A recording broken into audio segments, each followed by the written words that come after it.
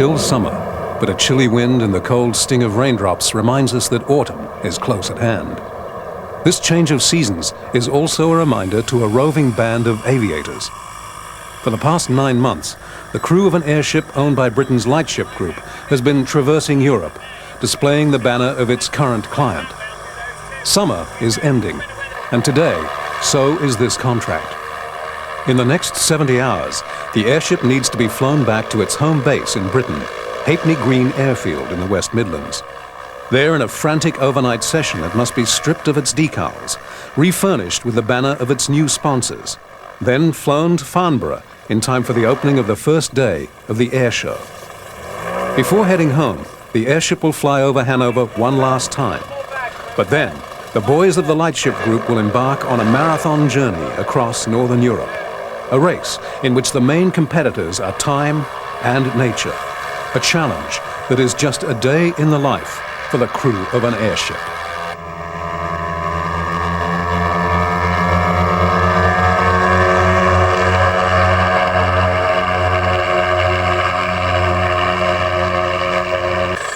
day in the life of an airship crewman. A little bit more than just a day. 3 days crammed into one, more like.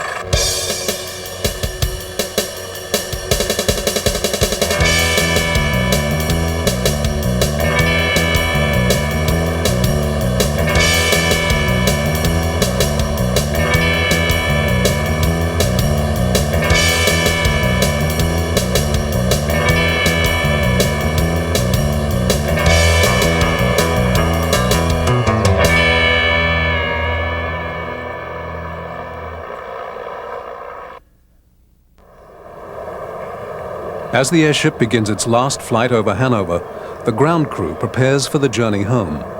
At 3 o'clock, the airship will return to Hanover Airport. Here it will quickly be refueled, and a fresh pilot will jump aboard. I just want to know if my flight plan has been accepted by Brussels. It is. Oh, good. Back at the Met Office, pilot Mike Naranzik gets final approval for his flight plan. Mike is an Australian who's been flying for the Lightship Group for 10 years. He's flown airships in Australia, America, and Europe. But today, he faces one of his most challenging journeys.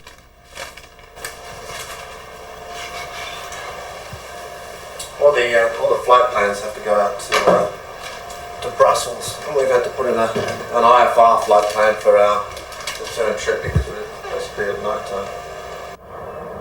Back at the airfield, the crew gathers canisters of helium, the lifeblood of an airship.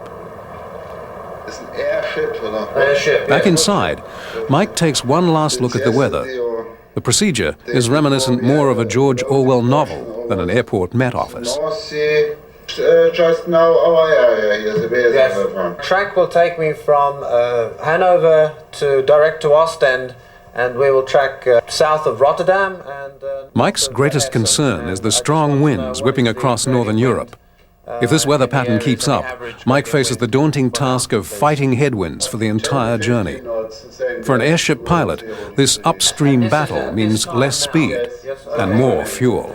Okay, sir, I understand that. For me, this is okay. I have the TAF and the METAR, and I appreciate. Thank you very much. Yes. That's very good. Thank you, Sharon. Cheers. Bye-bye. Cheers, bye-bye. As the airship heads back to Hanover Airport, Mike receives an ominous weather report. Just received a page from Antwerp and from our ground crew there, the ones that we're using for the staging, and they're telling me that the wind at the ground at Antwerp Hotel is 20, gusting 25 with a 600-foot cloud base. Pretty much confirms what all of our METARs and the TAFs are indicating, I suppose. What does that mean for anyone? Well, it's. I'm going to ring Birmingham and speak to our Met station, the Met forecasting people in Birmingham. The problem being is that I need to find out if this low is filling or whether it's moving or what its rate is. Obviously, the language barrier is a bit of a problem. I mean, if we've got winds here of 15 gusting 25 and 30 knots, and we're an airship that only does 40 knots, so We've got to try and get it right. That's an important one. And at this stage, I think it's okay for us to get airborne and to go. It's just going to be very, very slow and probably miserable for the first 8 hours. During the approach, the airship is thrashed by the unforgiving autumn winds. On an airship, the landing gear consists of 2 ropes and some skillful timing on the part of the ground crew.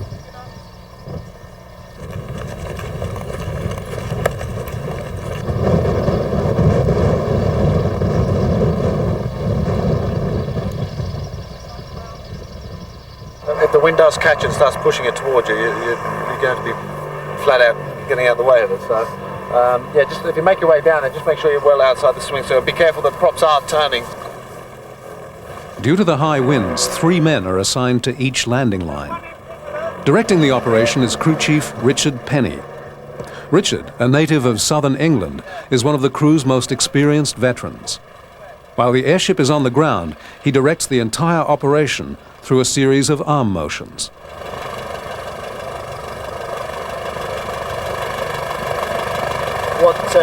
What Richard's doing now is basically reballasting the ship according to what the pilot requires.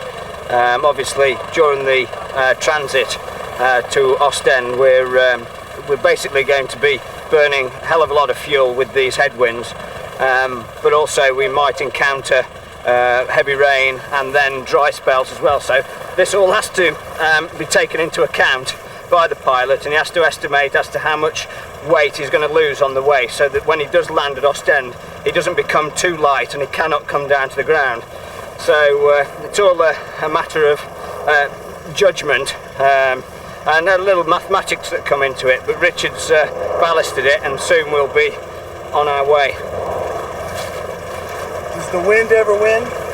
Never. Not with 3 of us on the line anyway. The airship has been dampened by rain and is heavily laden with fuel.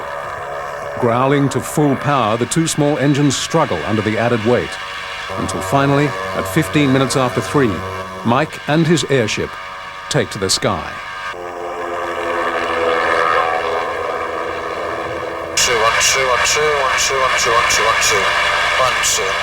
For Mike, the long journey won't be easy. Because weight limitations won't allow him to bring a co-pilot, Mike will be his own navigator. Flying an airship takes a physical toll. Altitude is controlled by a set of wheels on either side of his seat, and rudder pedals are used for steering. Just keeping the airship straight and level is an aerobic workout. And as Mike embarks on the long journey westward, the boys on the ground must race to catch him.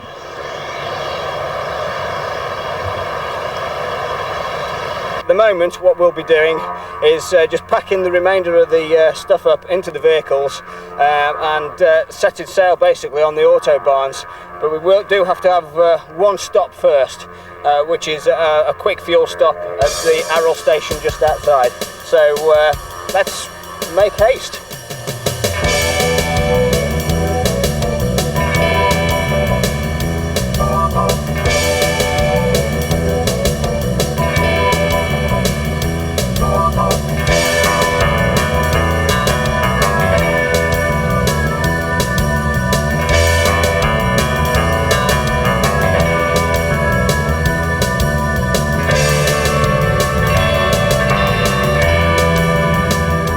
By 4 o'clock, the crew are on their way out of Hanover in 2 4x4s and a van. As they head toward the Autobahn, it's important that the caravan stick together. Yeah, Mobile 1 talks to the blimp. We've all got these, we've all got CVs where we talk to each other. As he said, we were staying in order. That's Mobile 1, this is Mobile 3, that's Mobile 4. So we all stay in touch. He gives us the directions and we follow it like that. Mobile 1 is a Land Rover driven by Crew Chief Richard Penny. Sitting next to Richard is Matt Crossland, who's training to become a crew chief. Matt does most of the talking to the airship. The actual gauge is reading a bit low and it's faulty. So what is it, under reading or something, is it? Mike has just called Mobile 1 to say that his gauges are indicating less fuel than anticipated. Sitting in the back seat of the Land Rover is another airship pilot, Tony Allen. If Mike has any problems related to flying, then he talks directly to Tony. With Mike alone in the air, Tony becomes a sort of long-distance co-pilot. In this case, he's able to tell Mike that his fuel gauges have recently been under-reading. Okay, no problem. Tony, as I said, I am tracking direct, mate. If this keeps up, we're looking at a refuel, probably 2 refuels, maybe 1 before everything closes. As feared, the strong headwinds are already causing problems. The airship is burning through the fuel, and Mike thinks he may need to make a pit stop before the sun goes down. Sort of before, it's too late in the day. But and just top it up from there. But Roger, got that, Mike. We're just getting onto the Autobahn now on the main 2, E30, and I'll have a good map and see what we can come up with. Yeah. On reaching the Autobahn, the boys in the caravan face a problem of their own: traffic.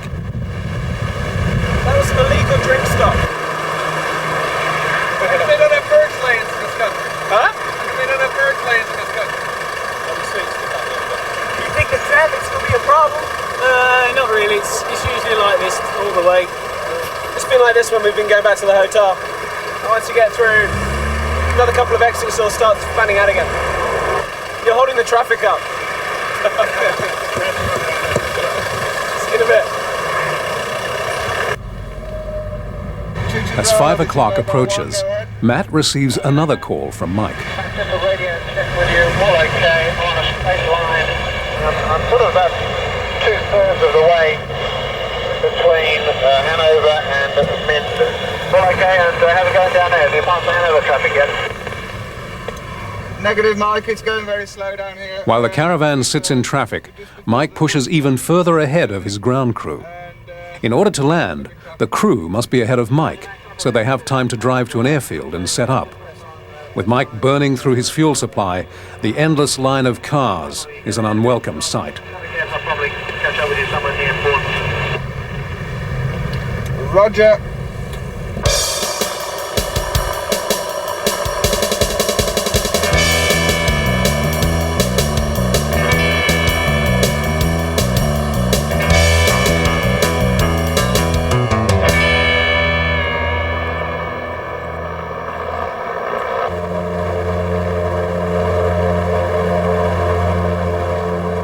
By 5:15, Mike is looking for alternative airfields so he can refuel before sundown. Mike's aviation maps highlight all possible landing areas, from large airports to small unpaved glider fields. But Mike can't simply land wherever he wants. The airship takes the most direct course to England. The roads do not. The airfield must be close enough to the caravan so the boys on the ground have time to set up for the landing. But right now, the main problem is still the traffic. Although the caravan is well clear of Hanover, a seemingly endless stream of roadworks means slow going. We're still very slow down here on the traffic. We're at Wunsdorf. I understand you're just at that turn off at Wunsdorf, is that correct? A firm. It won't be long before you're out of that traffic then, by the sound of it. Okay then, Matt, well done, and I'll speak to you on the hour. Roger, Mike, and as far as refueling goes, how does Munster Osnabrück sound? It's exactly halfway between the two towns, Munster and Osnabrück. After looking at all the possible landing areas, Matt thinks the best option is a little airport near the German town of Osnabrück. For the crew, this stop will be a little out of the way, but considering Mike's location, it's the best compromise. Can you give me an ETA as it closes at 8? It's not too far off the track for you, but it's a bit off the track for us, but we can track back up onto the motorway and carry on. Roger do. Let's just keep With Mike fighting stiff headwinds and the boys facing traffic, the long journey back to England is off to a slow start. The caravan is still lagging far behind the airship, and the traffic shows little sign of letting up. To make matters worse, many of the local airfields close at dusk. Roger that, and that airport closes at 8 o'clock. Right, good. Is that 8 o'clock local, or yes. How did you find that out? 8 o'clock local, Tony has the information with him. Copy, understand, 8 o'clock local. Okay, that's good. I'll fingers crossed, we might be able to make it there by then. If not, we'll look at other options. Roger, I'll speak to you now.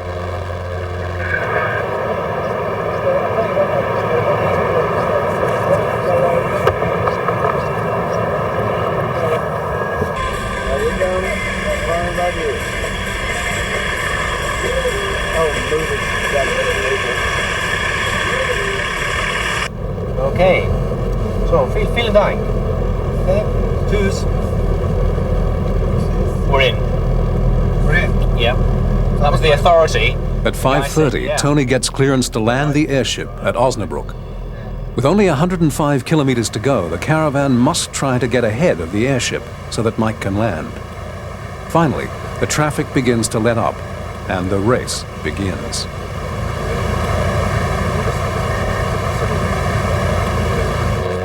Back in the airship, the weather is beginning to look ominous.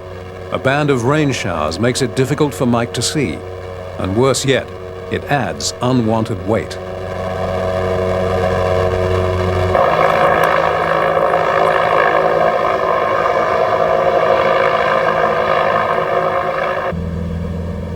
By 6 o'clock, the caravan is finally closing in on the airship. Mike's route takes him directly over the Autobahn about 20 kilometers outside Osnabrück. By sheer luck, the caravan is closing on the same location at the same time. The timing is perfect.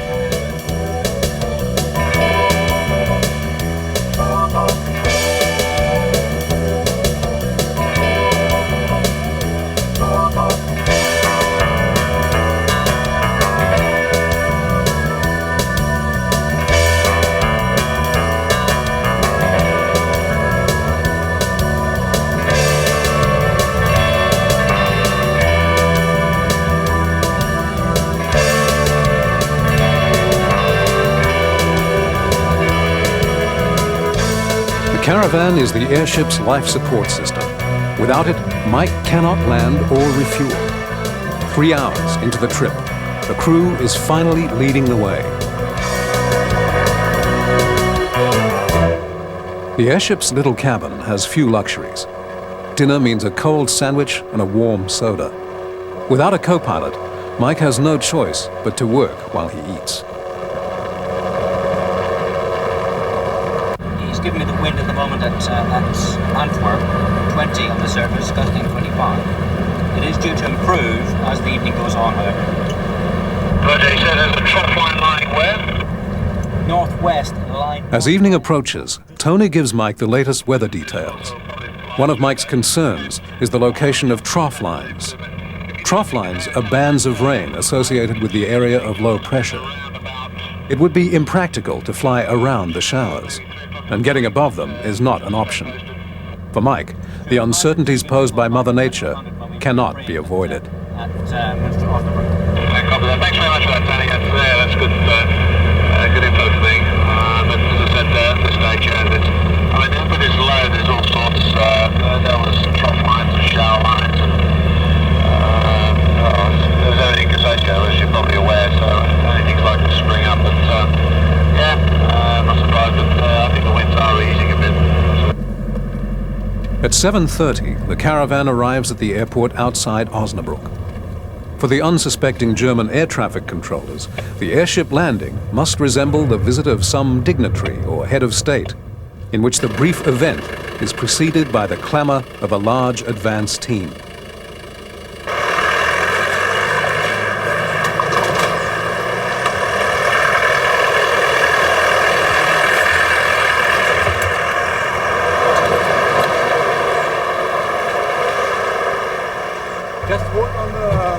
After passing through the gates, Matt radios the airship, telling Mike that the caravan has arrived. Waiting for follow me out to where we can land it. I do understand, waiting for a follow me about it. Very firm and something like that, is it? All security and stuff? It's the most secure airport I've ever seen.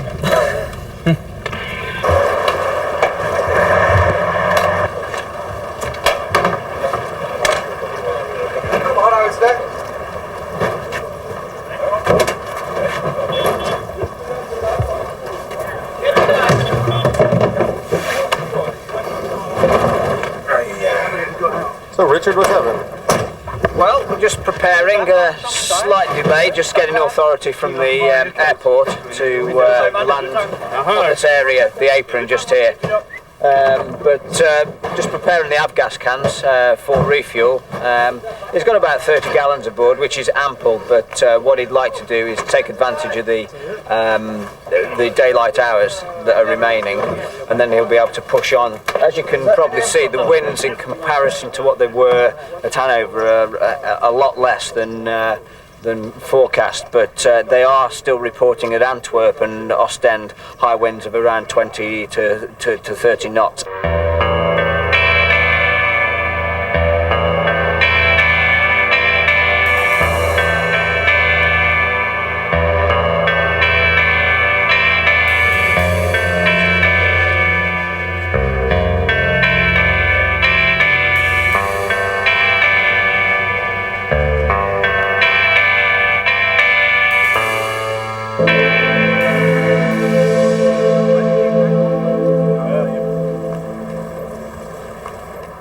So how'd the trip go?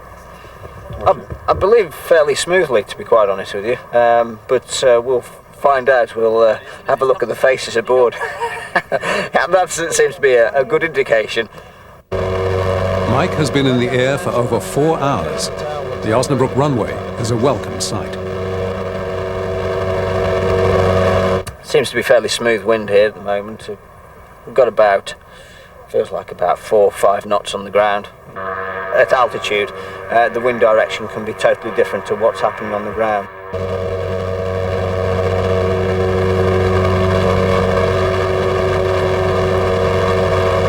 As darkness falls, this will give him a full tank of fuel, which has got to be good. And it's a long way to go yet. He still has a good just under 200 miles to go. Just shut one engine down to slow. Landing the airship is a delicate procedure. Skimming just above the grass, Mike throttles back the engines to a whisper. The trick is to stay low enough for the crew to reach the landing lines, but just high enough to avoid catching the ground. Lucky I missed that ditch. Great big manhole cover just down there.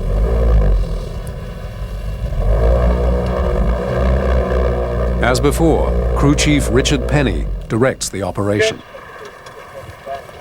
During the approach, Richard stands directly upwind. Then at the appropriate moment, he sends in 2 crewmen to grab the line. Tower, City Bravo, so be advised, we'd like to go off frequency for about 5 to 10 The minutes. refueling in Osnabrück resembles a pit stop in motorsport. Because of the high winds, the airship is running behind schedule. So far, the journey has covered only 100 miles. Over 200 miles remain between here and the planned fuel stop at the Belgian port city of Ostend.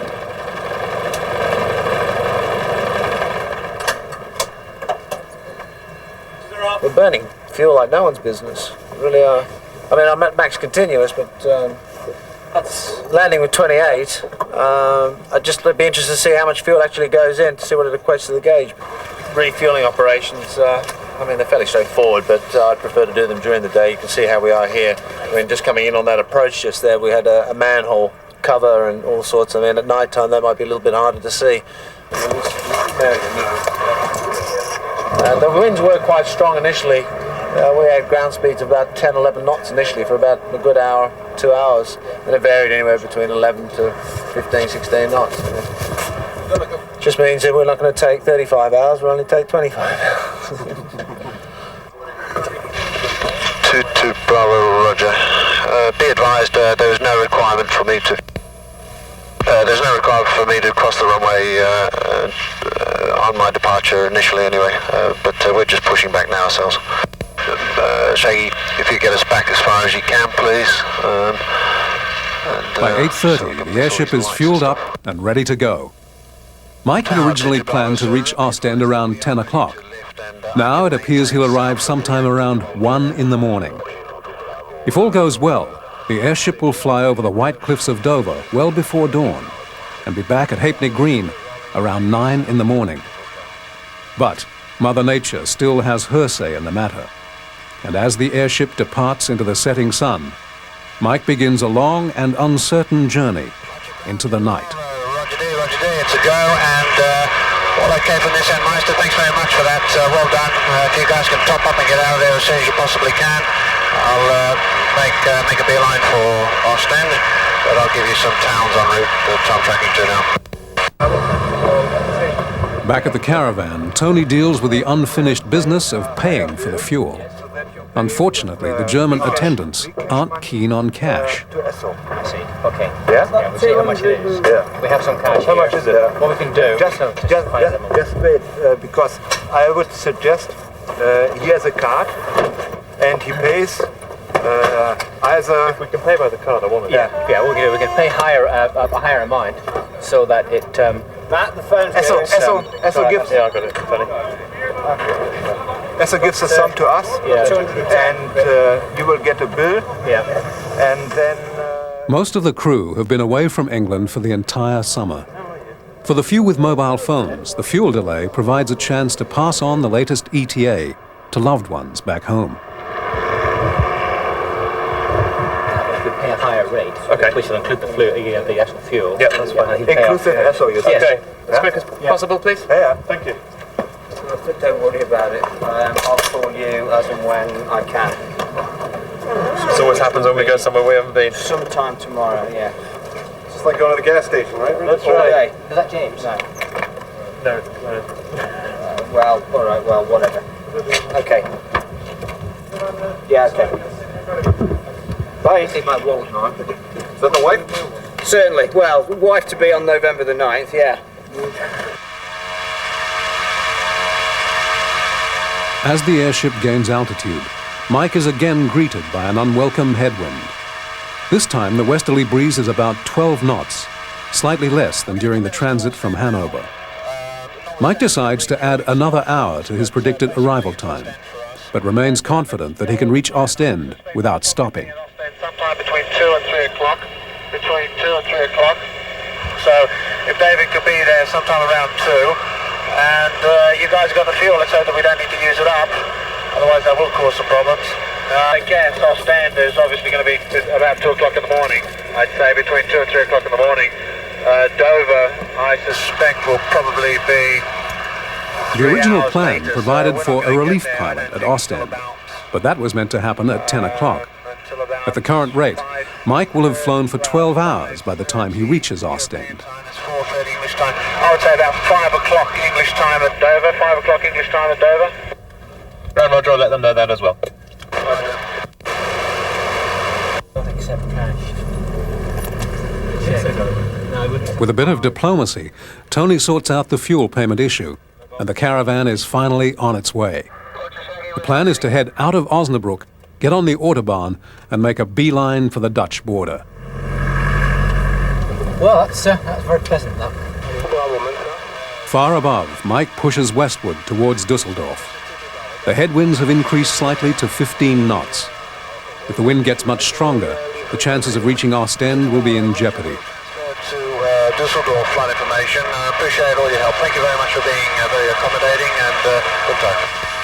Have a nice good evening to you. Good night. Cheers. By 10:30, the guys in the caravan decide to stop for a bite to eat. The restaurant of choice, a petrol station mini-mart just over the Dutch border.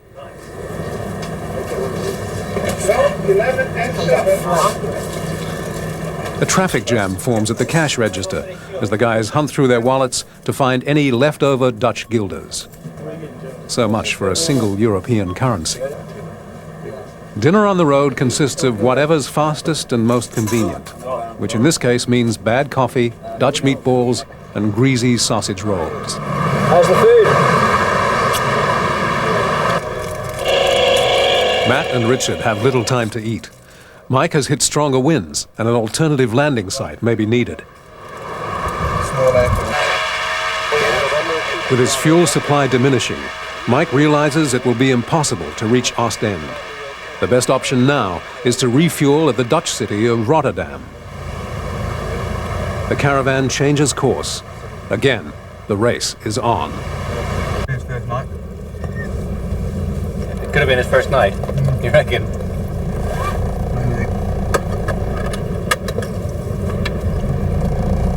How is it, Tony? Delightful. Exquisite. cuisine beyond belief.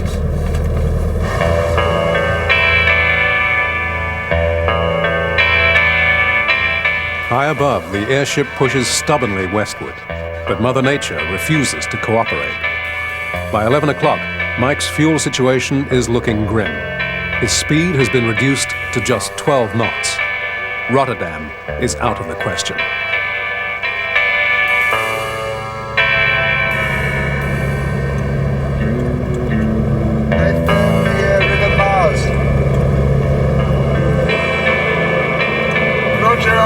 I've just located Hoyman. But there's an airfield there, there's a gliding strip there at Hoyman. There's a gliding strip at Hoyman. Right at Hoyman. I was just wondering whether or not I should pop into there. I've slowed up. I've got 12 knots, 13. I've got 12 knots at the moment. I'm just not going anywhere, mate. I was just thinking maybe we should pop into there. That's good. And look at a refuel, maybe if you guys can get ahead. With Mike running out of fuel, the only option is to land at a small airfield somewhere in the southeastern part of the Netherlands. Tony and Matt search the maps for an airfield that is close to both Mike and the caravan. Tony, Matt and Mike decide that the best compromise is a small glider field near a Dutch town called Nistelrode. But the local air traffic controllers don't agree. Because Mike is flying according to Instrument Flight Rules, or IFR, Dutch air traffic refuses to let him land at the glider field. Mike has no alternative but to insist. The police are notified, and the airship is allowed to land.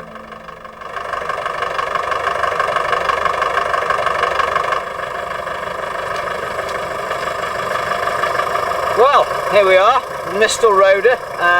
Just waiting for the ship to come in. It should be in about 10 minutes or so. It's got a ground speed at the moment of about 10 knots. The wind is stronger than was forecast, which means that it's got through a lot more fuel. It's going to be a long one, as you're probably aware, but that's airships for you.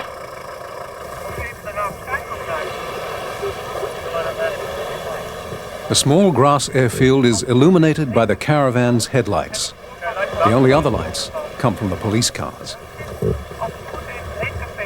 It's obvious that they're on night duty tonight, so I think they're relatively pleased that this is happening. It breaks the evening up for them, I think.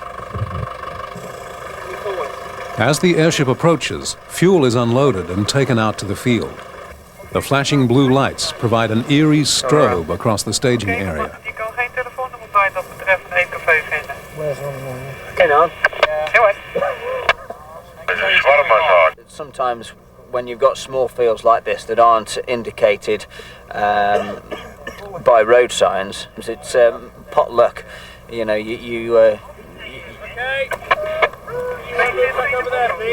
Okay, it looks like he's inbound. The waiting is over. The crew sees the airship approaching, and the police pull away from the landing area. Under the soft glow of the moon, the airship's landing lights appear over the tree line. One of the crew members waves a flashlight to show Mike the center point of the landing area.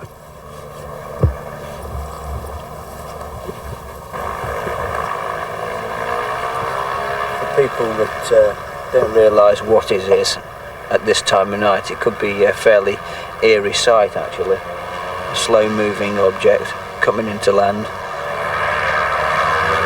The airship is extremely low on fuel and is much lighter than normal. Due to the lack of weight, Mike cannot get low enough on his first approach. He aborts the landing and circles around for another try. On your first approach to an airfield that you're not familiar with, it's a little bit precarious, and I'm sure at this time of night, after flying for 9+ hours, it takes it out of you. Unfortunately, with an airship, you can't flick the switch to autopilot. It's manual pilot all the way, I'm afraid. Fighting the upward pull of the helium, Mike throttles the airship toward the ground. The crew rush into the darkness in search of the landing ropes. This time, Mike is low enough. The crew somehow find the ropes, and the airship is pulled onto the small grass field.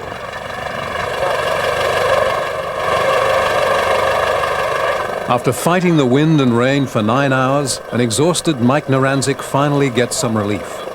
Tony will fly to Ostend, but Mike will stay along for the ride. Air traffic control haven't been terribly happy with us because we've departed on an IFR plan and we've had to land here at the airport VFR, so they were a bit concerned about that, but yeah, we should be fine. As I said, we're now topped up with the fuel and we should be away in the next couple of minutes, and next stop is Ostend. We'll keep our fingers crossed that these winds ease, otherwise we'll be out this all night.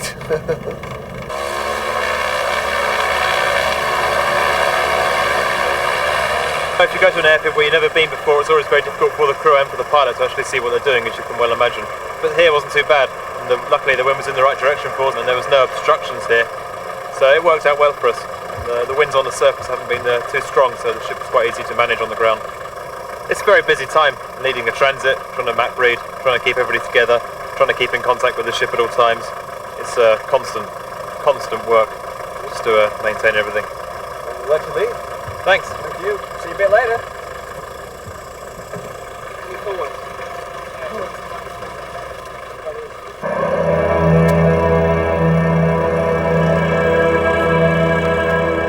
At 6 o'clock in the morning, nearly 9 hours later than planned, the airship arrives safely at Ostend. The winds have eased, and it appears that the worst is over. Confident that they can now make it back to England, the crew decides to leave Europe in style. They carry aboard a generator which powers a light inside the airship. It creates a spectacle that is difficult to miss.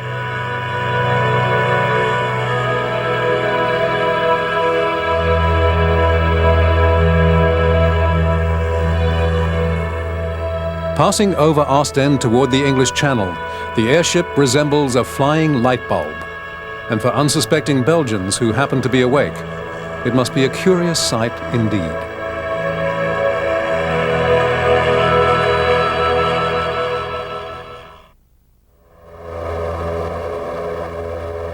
By 9 o'clock in the morning, Mike and Tony are over the English Channel.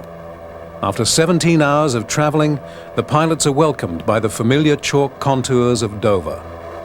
The support caravan have decided to rest in Calais before coming home. A crew at the home base at Halfpenny Green will land the airship.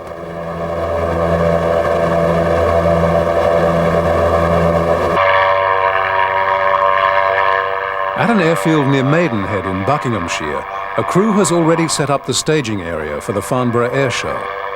Here, Mike drops off his relief pilot before traveling on to Halfpenny Green. After 20 straight hours in the air, Mike ends his journey as he began it, alone.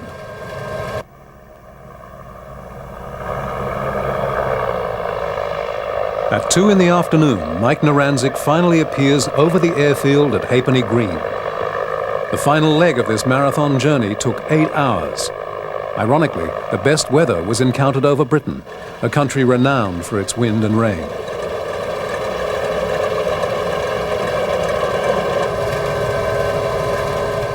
The crew chief at Halfpenny Green is Shropshire native James Hilton. James was not part of the journey across Northern Europe, but his task is equally daunting. It's already Saturday afternoon, and the airship needs to be over Farnborough by 11 o'clock on Monday morning. But before this can happen, the guys need to pull the airship into the hangar, peel off all the Phillips decals, and attach the banners of their new commercial sponsor. Seems simple enough, right? But the problem is getting the airship in and out of the hangar. In order to pass through the hangar doors, there must be virtually no wind. On a good day, this magical moment of still air happens only twice, once at dawn and once at dusk. Ideally, it should take 12 hours to hang the banners. Assuming the guys can get the airship into the hangar tonight, they will probably miss the still air of dawn. Their next hope would be Sunday evening. But that's assuming there are no problems hanging the banners. Also, nobody has asked Mother Nature what her plans are. Yeah, I'll come over now. All of this is the last thing Mike Naranzik wants to think about. After almost 24 hours in the air, the Iron Man of airships steps back on English soil.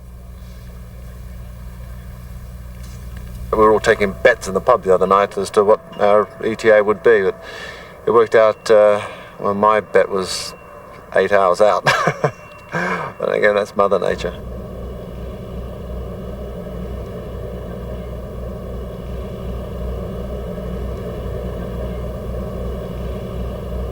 What we'll do is we'll move the ship over to in front of the hangar, and then we'll just position her. I'll line her up all straight and everything, and if he just passes the signals down the line to you, like Dave, you on the back left and Keith on the back left.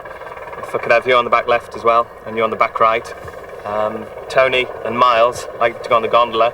Ian, if I could have you on the front left here with yourself, and Simon, you on the front right with yourself. At dusk, the winds recede, and James, the crew chief, decides to make his move. Once the move is underway, there's little time for hesitation. Soon the evening breeze will set in, threatening to push the airship into the hangar doors. The calm air holds, and the move is complete. Now James and his crew must work through the night, while Mike and his guys blow off some steam. Yeah, I got an hour's sleep about an hour or two ago, and I've got a second wind now, and that's quite dangerous. So I'm looking forward to a beer tonight and a good meal. I think everybody was glad to get back home. It's always nice to get back home after a long European tour. It's probably that kept everybody going on such a long night.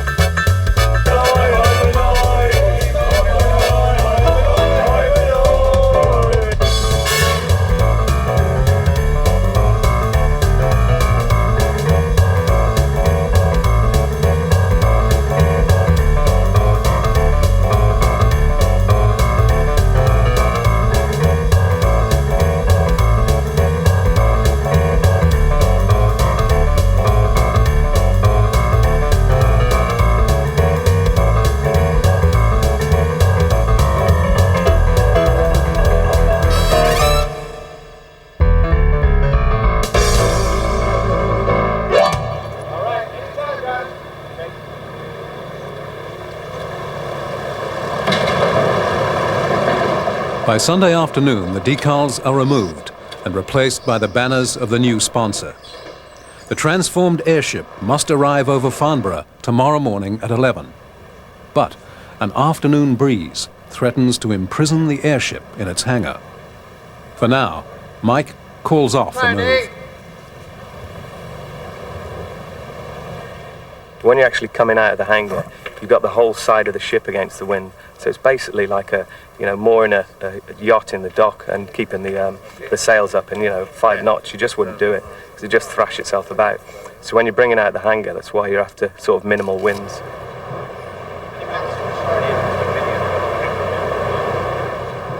At 7:30, the breeze is still too strong.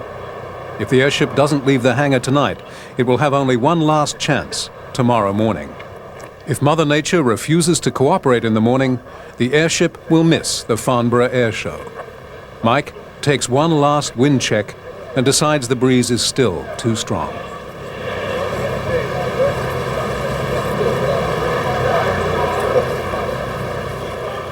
Just as they're about to give up, the sun fades beneath the horizon and the breeze disappears. Mike, James, Matt, and the rest of the crew hurry into position. The window of opportunity is barely open.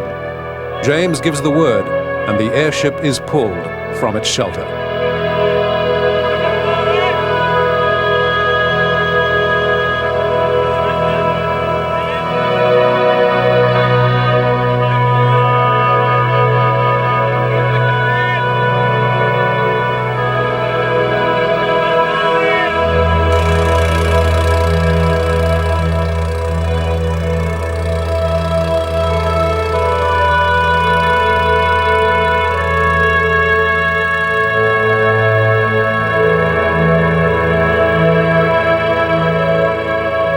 Finally, Mother Nature is cooperative. The evening breeze holds off, and the airship is moored safely on the mast. The has only one last step in this long and arduous journey, to Farnborough in the morning. But for tonight, the entire airship crew can finally relax.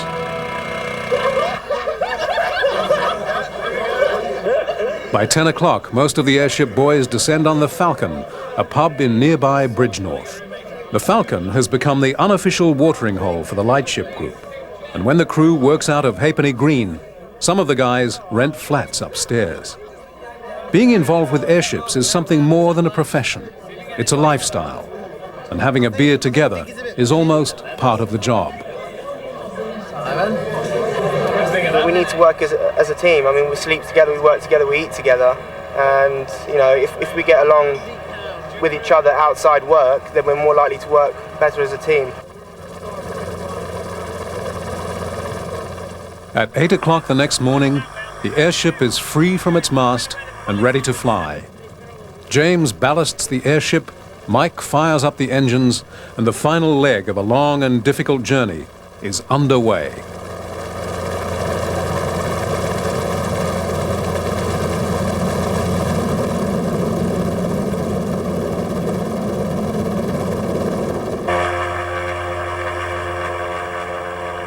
The trip to Farnborough should take over 2 hours. This time, the wind will help rather than hinder. As Mike departs to the southeast, a welcome breeze helps push him along.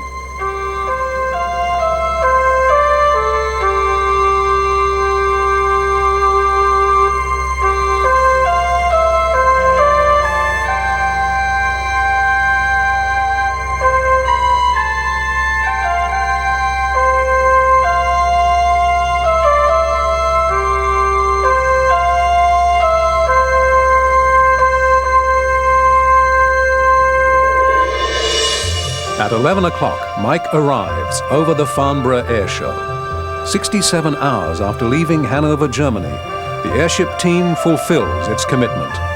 The journey is over. As the crowds at Farnborough gaze skyward, they see a flying billboard bobbing gently beneath the clouds. What they do not see is the endless race against time that's just a day in the life for the crew of an airship. I've been in it now for 10 years. I took it on initially, short term. I thought to myself, oh, this will be a good laugh for a little while, but I'm still here. I love it. It's a great way. I mean, particularly for single people, if they want to travel and they want to get out and go to places that you wouldn't normally see, that are off the beaten track. We end up in all the obscure places, doing obscure things. It's looked after 24 hours a day. It's a living creature. It's like our baby. You know, there's always somebody on site to look after it. You know, so there's somebody here, and it's our way of life. I'm glad that some people have been able to see an insight. You know, a lot of my friends that are in aviation think that my job is just getting into the front of this big balloon and flying it about. I mean, it's a lot more involved. Logistics and the push and the drive and the pressures that exist for getting this job done. I've often tried to compare and relate this job to any other job that's around, and all I can really compare it to is something like a crew member on a Formula One team, a roadie with big rock groups, pop bands setting up stages, because we are, to a degree, a carnival. Whereby we move from place to place, we put on a show for people, we fly guests of the client at that particular time. They get off, they're very happy, everybody's happy, we finish the contract and we start another one.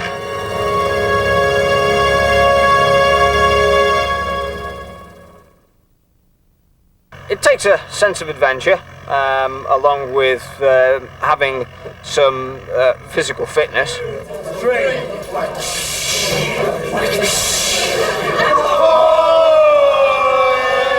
We've had people here from up Scotland, we've had Welsh people, we've had people from America. We call them helium heads. End up having to do a retake. A couple from London, some from the Midlands. We had a gentleman, Italian born. There's a butcher. What else is there? On the whole, you'll find that the people, the crew members, are of a placid nature.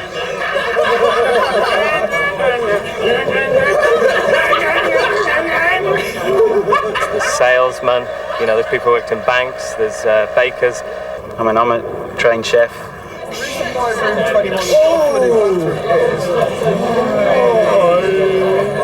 Some of our lads do carry excess weight, which isn't a bad thing when we have windy days. You know, they'll be able to dig in on the ropes. You're a trained chef, does that mean you do any of the cooking on the road? No, I don't. No cooking.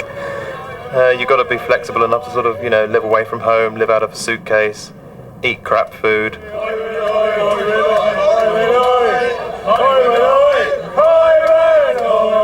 So we do have some barbecues. We had a barbecue when we were in Cambridge. But I don't do any cooking apart from that. We work hard, we play hard, following a bag of helium all over Europe, and we enjoy it.